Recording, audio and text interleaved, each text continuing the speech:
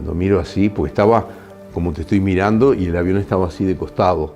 Atrás mío estaban la camilla esa alta. Y mira, estaba todo tapado de nieve, había hecho como un bajón y había subido sobre el lugar donde yo estaba. Y los tres que estaban en la camilla, me acuerdo que se habían incorporado, me miraban y no emitían sonido. Me tiro del lugar donde estoy y empiezo a escarbar con una desesperación brutal. Estaba escarbar, las manos se me congelaban, empiezo a ver manos que empiezan a salir, escarbaba y les hacía un agujero para tratar de que siguieran respirando e ir a buscar a otros. Por el agujero donde yo había salido, que había quedado el agujero, empiezan a salir chicos que estaban a mis costados y cada vez más éramos más escarbando y tratando. Era una carrera contra el tiempo. Nosotros sabíamos que cuanto más tiempo estuvieran apretados, tapados con la nieve, se morían. Yo estuve muerto cuando la luz, y estuve muerto, no sé, 1 minuto, no sé cuánto duró, pero estaba fuera de mi cuerpo. No sentía el cuerpo, desapareció y quedaba solamente un pensamiento. Estaba flotando en una especie de nirvana, que supongo que es el cielo eso, una especie de felicidad. No importaba ni el futuro, ni el pasado, ni nada, vivías un presente intenso flotando. Era lindísimo, me duró 20 segundos, hasta que me pisan al costado y me apretan la cabeza y pude sacar una mano y me rescatan. No, para mí fueron media hora, 1 hora, todas las cosas que pasaron por la cabeza en ese momento. Al principio sentí pavor de que se me acababa la vida después de todo lo que habíamos luchado y nos habíamos salvado del accidente, del impacto. Después empecé a sentir como nostalgia de dejar la vida, una tristeza, todos los proyectos que tenía, qué tristeza horrible. Y nunca más ver a los viejos, mis hermanos, mis amigos. Me disculpé de mis padres, hice todo lo que pude, viejo, discúlpenme, pero me estoy muriendo. Y después empecé a sentir un tremendo placer, inconmensurable, inexplicable, intransmisible placer físico, mental, de todo tipo, una cosa 100% placer intenso, que iba hacia algo. Nunca vi esos túneles de luz, nunca lo vi, pero era como un magnetismo que me llevaba a una cosa totalmente placentera. Hasta que llegó un momento que pensé que estaba muerto, ¿no? Qué increíble, ¿no? Haber vivido esas cosas. Estaba convencido que estaba muerto, yo había pasado la línea y con tremendo placer. Después que ya me despedí de los viejos, me disculpé, pasé todo el proceso de miedo y de nostalgia y de pena, y bueno, está, ¿sí? Este placer que magnífico, no tener que seguir luchando en la cordillera. Y ya cuando estaba en ese instante probablemente estaría 30 segundos de morirme de verdad, ¿no? Supongo. Porque estaba prácticamente sin nada de oxígeno. Y ahí fue que Adolfo empezó a moverse, Roy lo había ayudado, se empezó a aflojar todo hacia la derecha y respiré de vuelta. También fueron fracciones de segundo con una angustia, quería quedarme ahí hacia donde iba, desesperadamente, y bueno, volví a la cordillera. Y es desesperante, y me voy a morir de vuelta en 16 días, con los mismos 24 años, pero esta vuelta asfixiado. Y no, cuando me estaba muriendo, que encontré la mayor paz que en mi vida sentí, hasta ese momento me encontré con mi padre, se había muerto hacía 6 años y era el ser que más extrañaba, ¿verdad?, de los que no tenía. Y cuando iba a pasar con mi viejo, que me di cuenta estaba en un paraíso de paz y felicidad, donde iban los muertos. Y en ese momento el pie de Fito, que lo había sacado de mi axila y me lo había puesto en la cara para presionar y sacar, pudo sacar una mano para afuera, y Roy Hadley, que no había quedado sepultado, vio la mano, fue y lo sacó a él, y entonces sacó el pie de mi cara y dejó un túnel y entró aire de vuelta como un bebé recién nacido. Con un grito volví a respirar y le dije a mi viejo: viejo, nos vemos más tarde. Y ahí empezaron 3 días de infamia, todos apretados, todos juntos, bajo la nieve, vivos y muertos, en un hoyito con oxígeno. Y quién decide quién muere y quién queda no se sabe, pero hubo gente que sobrevivió muchos minutos bajo la nieve y hay gente que no. Te cae otra vez el mazazo y la otra prueba. Como dice Roberto, no es que tal cual, éramos como unos cobayos en un laboratorio. Nos probaban, a ver cómo hacían hasta qué punto aguantábamos y bueno, y seguíamos y salíamos. Porque no teníamos alternativa, porque era o morirte o seguir peleando. Y yo creo que el ser humano, y esto yo creo que el ser humano sano, con ganas de vivir, pelea hasta la muerte, hasta el final. Y eso no teníamos alternativa. Había que seguir peleando, ¿entendés? No había otra. Empezó a surgir un gran amor en el comportamiento, sobre todo, más que en el sentimiento, en el comportamiento humano, de uno para el otro. Fíjate que nuestra historia es una historia de lucha contra el no, permanentemente. Primero el accidente, después recibir la noticia de que no te buscan más, tomar la decisión de alimentarte de tus compañeros muertos, la avalancha, cuando estábamos recuperándonos, vino una avalancha y murieron 8. Encontrar la cola, después encontramos la cola y no pudimos hacer funcionar la radio, que ahí estaban las baterías. O sea que la historia nuestra es una historia de lucha contra el no. El mérito de la historia fue que al no le dijimos que sí. Ese es el gran mérito que tiene la historia nuestra. Hiciste cosas que nunca pensaste que fueras capaz de hacer, en todo sentido. El sentir que sos capaz de luchar contra esa adversidad sin saber si vas a ganar o no, sin saber si vas a tener éxito o no, pero con ese convencimiento de que tenés que lucharlo. Para los que teníamos fe, yo estaba seguro que no. Y yo en los Andes no me iba a morir. Después que me salvé del accidente, que me salvé de la luz, digo, yo de acá salgo con vida, ¿no? Es cuestión de esperar y planificar.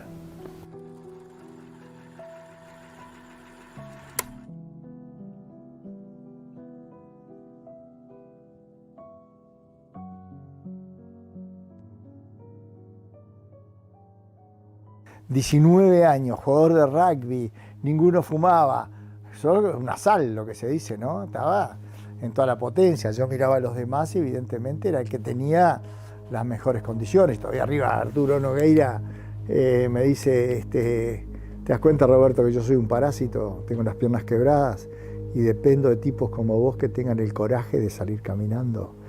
El coraje de salir caminando. Me pareció fascinante pasar de víctima a una actuación, a algo heroico, de esperar, de irte secando y muriéndote al lado del fuselaje, que era todo deprimente porque hacíamos nuestras necesidades alrededor y todo, a morir en la nieve blanca tratando de llegar. Eso era una idea que me encantaba. Y me dice Arturo, mirá, son 70 kilómetros que hay a Chile, más no hay. Y 70 kilómetros son 100.000 pasos. Si podés dar 100.000 pasos, vamos a llegar. O sea que yo tenía compromiso de caminar. Claro, salimos de mañana, 7 de la mañana, divino, era un día perfecto, el 10 de diciembre. La nieve está dura, chao muchachos, nos vemos allá en Chile, no sé qué, no sé cuánto. Chan, a mediodía ya la nieve se pone aguachenta, te enterrás hasta el tobillo, después a las 4 de la tarde te enterrás hasta la rodilla, se tapa la montaña de sombra porque el sol se pone, te empezás a congelar, no hay donde poner la bolsa a dormir porque la montaña es toda así, y te vas a morir, y morir no es nada en la montaña. Te vas a morir, no va a pasar nada, la montaña hace millones de años que está, si tú fuiste a molestar ahí, y a morirte, y a transformarte en inorgánico, porque la montaña es inorgánica, no es para vida ese lugar. Y a la mañana siguiente te levantas de vuelta, esos 3 piquitos que están ahí arriba, ahí está la frontera, yo voy a ir ahí, voy a mirar para el otro lado y veré vacas, veré animales, bueno, con que no haya nieve ya alcanza. Y pum, caminás y cuando llegás arriba ves que son 3 picos más y aprendés que en la vida la cima no está donde vos creés, la cima está donde se le antoja. Y ahí vas a 5.000 metros de altura, caminás 33 pasos y te falta el aire porque no podés seguir, te sentís totalmente debilitado, se te sale. Y miro hacia Argentina y veo 2 caminos. Y Nando y Tintín son miopes. Digo, es para allá, Nando. Después no, volver de vuelta, es un bajón para todo el mundo. Y empiezo a sentir un avión, mi viejo iba en un C-47 por el otro lado buscándonos. Un camino allá, un avión buscándonos, que vamos a seguir trepando ¿hasta dónde? Y dice, Nando, bueno, llévate con Tintín a ver si llegó a la cima. Y llegan a la cima y del otro lado son todas montañas, nieve, pero ve 2 montañitas que no hay nieve. Digo, Nando, estás como a 60 kilómetros. Sí, músculo, pero viste que es todo medio bajada, ¿no? En realidad el valle no se abre de hecho al oeste como esperábamos. Se abre al suroeste, pero después hay una Y y después al noroeste y yo quiero que me acompañes y bueno, si querés mandamos a Tintín para abajo, que está muy, muy lerdo, muy pesado, nos quedamos con la comida de él. Dale, músculo, acompáñame.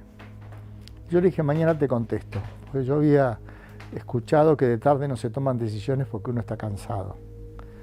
Al día siguiente era un día colosal, la montaña te invitaba a hacer cualquier cosa. Vamos, Nando. Y ahí nos tiramos al otro lado y te vas yendo y pasan los aludes y caen pedazos de montaña alrededor. Esto es una cosa demencial, desproporcionada, que decís, yo me quiero ir a mi casa. Cuando vuelven los dos me dicen, bueno, mirá, la situación es espantosa, está lleno de montañas, creo que no da para 3, nos dejás la comida.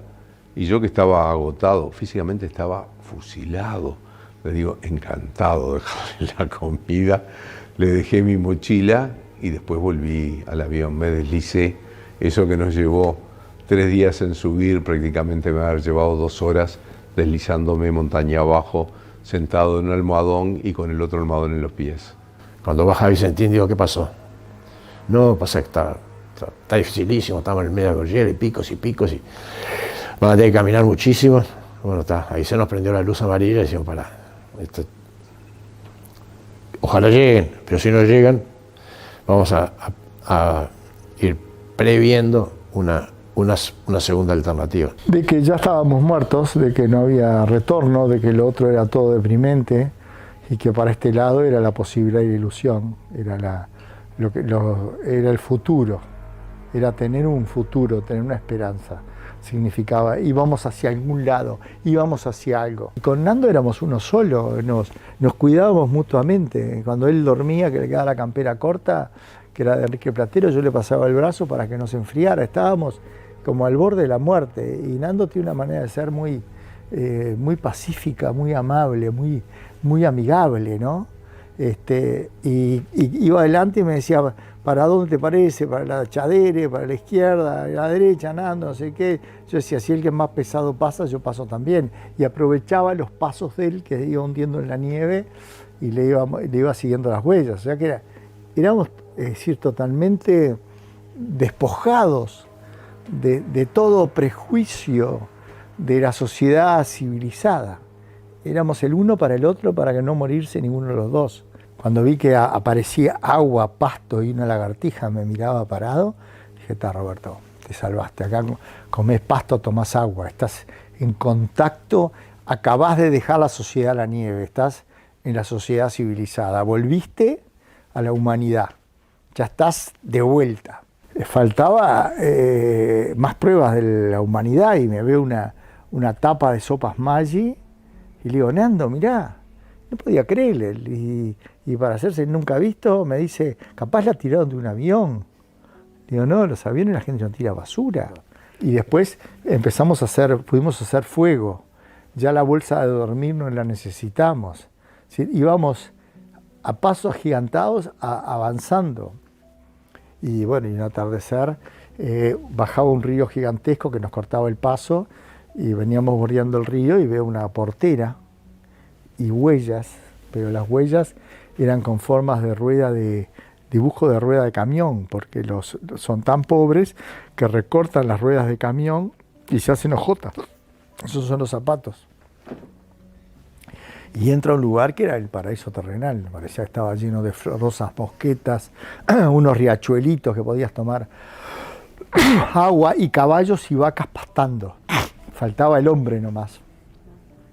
Y entonces me dice, Nando, no hay salida, vamos a salir. Y me digo, no, Nando, mirá, vamos a acobijarnos. Y cuando estoy diciendo yo, veo un tipo que cruza a caballo por otro lado. Y ahí fuimos corriendo hasta donde estaba y nos dijo, mañana. Y al otro día yo no podía más, estaba totalmente agotado. Así que fue Nando y le escribí una carta. Y el tipo dejó 3 horas a caballo, 3 horas en un camión de vialidad, dejó todas las vacas que estaban pariendo y se le comen los pumas. Y cuando llegó con la noticia al destacamento de frontera de Santiago le dijeron, ese hombre, métanlo preso, está borracho, le está dando esperanza a la gente, es imposible que haya sobrevivientes. Pero tiene una carta que dice que es uruguayo, que viene un avión. Y ahí, bueno, se moviliza toda la Fuerza Aérea Chilena al rescate, ¿no? De tarde viene Sergio, que vuelve, y viene el ejército chileno, una avanzada, ¿dónde están los otros? Hay que ir a buscar, y yo, mirá, son 6 días caminando, pueden ser 5.000 metros, pero entonces no vamos a poder ir ahora, ¿no? Me parece que ahora no. Lo habíamos logrado, algo que habíamos añorado 72 días y que parecía absolutamente imposible, lo habíamos logrado. Lograr el imposible, sensación como que el alma se te sale del cuerpo, ¿viste? Esos 10 días de espera de los expedicionarios fueron brutales para el grupo, para mantener el espíritu del grupo unido y con esperanza, porque nosotros teníamos un plan B. Si ellos no llegaban, había un plan B, pero el plan B iba a ser en enero. Ahora, ¿quiénes iban a estar en el plan B? Era imposible saberlo. Yo estaba convencido que sí, pero capaz que no. A pasar los días, oíamos todos los días la radio, nada de noticias de nada, y un día, y 4, y 5, y 6, y 7. Cuando me levanto para ir a escuchar la radio, paso por al lado de Eduardo, le pego en la cabeza y le digo, hoy salimos. Y me siento, prendo la radio y en eso, ping, lo tengo a Eduardo sentado al lado mío y le digo, ¿qué haces acá? Porque era la primera vez que alguien venía conmigo a escuchar la radio. Y me dice, quiero escuchar la noticia contigo. Y la radio dice, Parrado y Canessa, y después una interferencia y se quedó cortado. Ahí nos miramos y dijimos, ¿qué hacemos? Y Eduardo me dice, y le damos la noticia, y le digo, y si la noticia es Parrado y Canessa aparecieron muertos. Que no nos damos cuenta de qué estaban diciendo de Canessa y Parrado, si estaban diciendo la lista de los que estamos muertos, o qué. Hasta que de repente, en una estación súper nítida, el sonido de una estación de radio chilena, empecé a oír el Ave María de Bach, ¿no? Inolvidable momento también. Y entonces ahí, para mí, eso fue como la constatación y la verificación, la constatación de que habían llegado. Fue genial porque dije, llegaron. Era como el mensaje del universo de una poética manera que me estaba anunciando eso. No, yo estaba dentro del fuselaje cuando escucho a Daniel y Eduardo que pegan un grito. Llegaron. Bueno, fue un alboroto bárbaro, ¿no? A los abrazos y bueno, salimos de la cárcel. Apareció Nando y Roberto, grita, adentro. Habíamos hecho todo lo que habíamos, todo el esfuerzo que se había hecho, la confianza que habíamos depositado en esas dos personas que hicieron un esfuerzo enorme para llegar a donde llegaron. Sentimos el ruido de los helicópteros atrás de la montaña, pop, pop, pop, y desapareció. Y de repente pasaron unos minutos, no sé cuántos, alguien dice, allá vienen, y señalaba para abajo. Para el lado argentino, 2 puntitos negros que siempre mirábamos las referencias con las rocas, se movían con respecto a los puntos fijos, como pedo. Y de repente estuvieron arriba rompiendo el ruido del silencio, ¿verdad? Pa, pa, pa, pa, y levantando nieve. En nuestros brazos esa foto que estamos saludando, y la nieve que parecía más un baile exótico que un rescate, ¿verdad?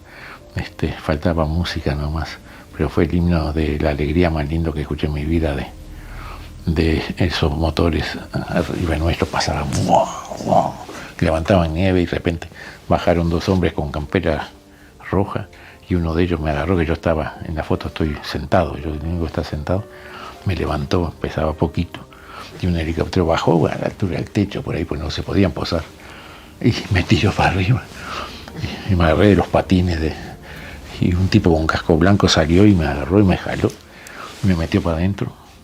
Y ahí yo le agarré el casco, le agarré el aviso, me sentó, me abrochó el cinturón, quédate quietito ahí, no te pongas mimoso, habrá dicho. Y yo era el primer ser diferente que veía. Yo caminé durante 72 días, pero ese día caminé. Ese día el helicóptero paró bien cerquita donde yo estaba y fui el primero en subir al helicóptero donde estaba Nando. Y lo primero que me preguntó Nando, ¿están todos? Sí, están todos. Y ahí se pasó la lista de los sobrevivientes al destacamento de Santiago. Empezamos a sentir en la lejanía ese ruido que se siente de muy lejos, el ruido del helicóptero. Es algo que, sobre todo si hay montañas, por el eco, que se empezaba a aproximar cada vez más, hasta que de pronto irrumpen en ese valle. Yo los veía como dos pájaros portadores de libertad. Qué cosa más linda podíamos ver en ese momento. Imagínate esa foto que estamos con los brazos en alto, que es una de las fotos más importantes del siglo. Yo me imagino lo que debe haber sido para los pilotos, debe haber sido alucinante vernos ahí. Y que empiezan a dar vuelta y veo la figura de Nando, que estaba haciendo señas a mí, que yo no sabía por qué, y bajan los helicópteros y cuando cae uno de los del Cuerpo de Socorro Andino, empieza a gritar mi nombre. ¿Quién es Carlitos Páez? ¿Quién es Carlitos Páez? ¿Quién es Carlitos Páez? Yo digo, ¿y este personaje a mí de dónde me conoce?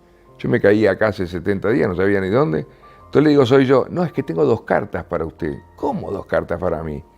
Y me entrega 2 papeles escritos en rojo, que el primero de ellos decía así: querido Carlitos Miguel, como ves nunca te fallé, te espero con más fe en Dios que nunca, tu madre llega ahora nomás a Chile, un abrazo, el viejo. Y ahí me doy cuenta que atrás de mi historia había otra historia. ¿Qué cosa más linda me podía estar pasando a mí en ese momento? Y cuando abro la segunda carta, no es que abría una carta, era un papel escrito de un helicóptero dibujado y una carta dirigida a todos que decía: hola chicos, acá les mando un helicóptero como regalo de Navidad, porque era 22 de diciembre.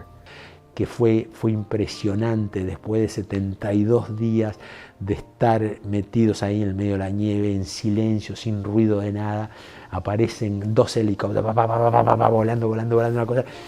Era como que el mundo se venía abajo, fue todo muy rápido y todo muy violento que vivimos. Toca tierra un helicóptero, corrimos ese helicóptero, cuando estamos llegando, se ve que se va. Y de repente allá aterrizó el otro y salimos caminando hacia el otro y de repente el silencio de vuelta y nos quedamos solos. Se fueron los helicópteros y yo me quedé. Nos quedamos 7 más 3 de Socorro Andino. Nos quedamos solos en la montaña. Uno de ellos trató de comunicarse por radio, no podía, pero dijo: ya a esta hora los helicópteros no van a volver. Vamos a tener que esperar un día más hasta mañana. Tenían miedo de dormir con nosotros, tenían miedo por el olor que teníamos y tenían miedo por todo lo que habían visto alrededor. Y dicen: estos chicos están locos, estos chicos si nos dormimos nos matan. Y les insistimos y uno de ellos al final accedió a dormir con nosotros. Y bueno, y cantamos y solo les preguntamos qué decía el mundo, qué se hablaba de nosotros, si estaban nuestros padres. Y mientras él nos tiraba comida y comíamos, nos comimos toda la comida. Esa noche fue una noche, claro, ya estábamos en diciembre, fue una noche de mucha alegría, fue una noche de prácticamente no dormimos, estábamos esperando el rescate, los que nos quedamos ahí, disfrutamos de toda esa comida, de todo eso que había, y bueno, y fue una noche corta, por así decirlo. Y cuando nos subimos al helicóptero, donde aparecieron los helicópteros, ese momento maravilloso, nos subimos y empezamos a alejarnos, a todos nos pasó lo mismo, a sentir nostalgia, ¿no? Ese momento tan esperado de salvarnos, de que nos rescataran, inmediatamente se fue achicando el fuselaje y desapareció a los pocos metros de que nos fuimos elevando, y empezamos a sentir como una especie de tristeza, de nostalgia, pensando que nunca más íbamos a volver ahí, ¿no? Que estaban donde quedaban nuestros amigos muertos, donde quedaban todas esas... Vivimos esas emociones las más fuertes de nuestras vidas, o muchas de las más fuertes, y habíamos logrado esa sociedad de la nada. O sea que sentimos esa nostalgia y esa tristeza de alejarnos a pesar de la euforia y de la alegría, ¿no?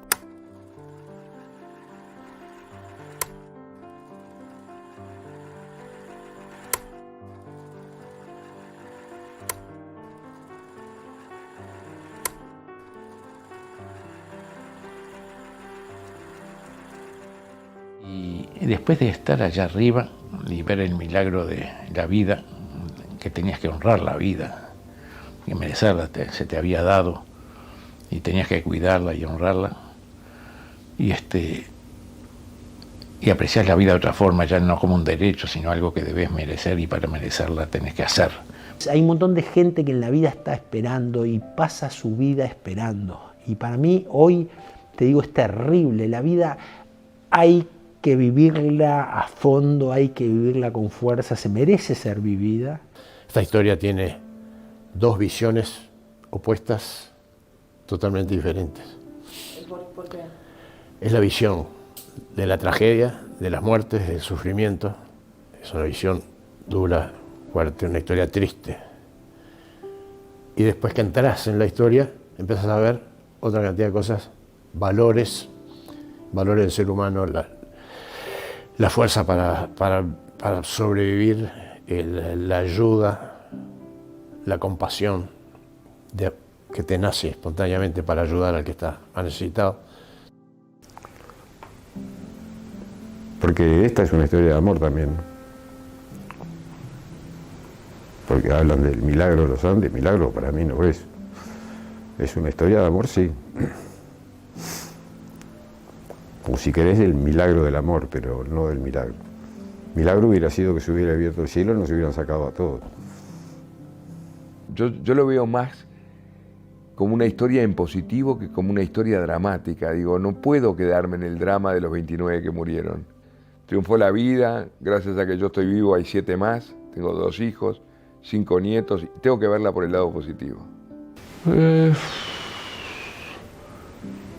Cuando pienso en lo que hicimos, cuando te lo relato, lo sigo sintiendo, lo sigo viviendo, pero no te diría, no diría que olores, sensaciones, nada de eso, no es algo que lo siga.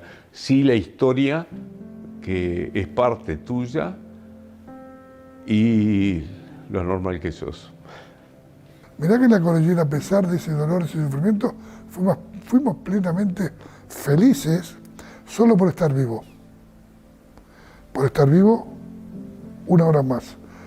Tu asiento era un muerto, tu mesa era un muerto, estabas rodeado de muerte, pero había vida.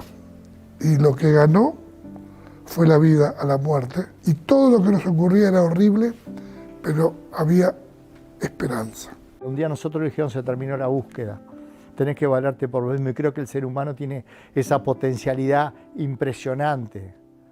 Estoy horrible, estoy espantoso. ¿Qué te pasa? ¿Tenés problemas o tenés dificultades? Vos tenés dificultades, problemas que te digan te vas a morir en 3 meses, tenés dónde comer, tenés dónde dormir. Esperá que se te caiga el avión para darte cuenta lo bien que estás. ¿Qué es ser rico? Ser rico es poder ayudar a otro. ¿Qué es ser pobre? Tener necesidad que te ayuden los demás. Estar en una silla de ruedas, estar paralítico en una cama. Eso es ser pobre. Lo demás es más o menos. Algunos tienen muchísimo y se sienten como unos desgraciados. Otros no tienen nada, como la Madre Teresa, y se siente la persona más feliz de la tierra. Es decir, tenemos muy trastocados los valores en la cabeza. Y esta historia lo que pretende contarte es eso. Cuando tocas fondo, ¿a qué recurrís vos? ¿A dónde echás mano? Y es a los afectos.